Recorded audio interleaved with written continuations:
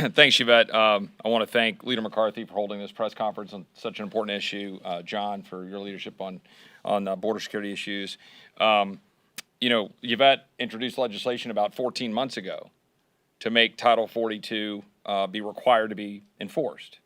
We filed a discharge petition a year ago. Now we're up to, I think, around 210 signatures. Virtually every Republican has signed that discharge petition to force a vote on the floor of the House to require Title 42 to be used, but not one of our Democratic colleagues has joined to sign that discharge petition. You might want to ask why. That's one of the things I don't want to ask our friends in the media, to ask our Democratic colleagues why. Ask them if it's okay that 500,000 people came into the United States last year that were known gotaways, or that 700,000 people were released into the United States last year. Ask them if that's okay. Ask them if it's okay that right now in Texas on Interstate 10 or I-35, which runs up along the district I represent, or 281, which comes up out of San Antonio, or I-10 heading into Houston, ask them if it's okay that there's a little girl right now that's going to be taken and put in a stash house in Houston, Texas, because the cartels are moving her for profit to put her into the sex trafficking trade. Ask them if they're okay with that. Because I can tell you in Bernie, Texas, a suburb of San Antonio, we had 9 people in a car last year caught by local law enforcement.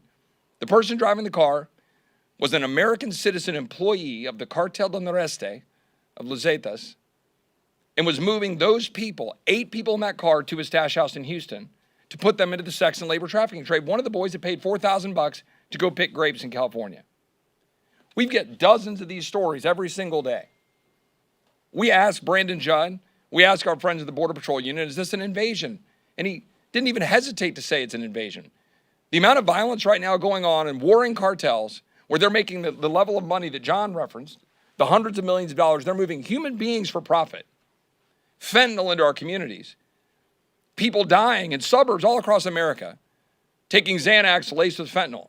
In Austin, Texas, University of Texas football, right? Sam Ellinger, Jake Ellinger.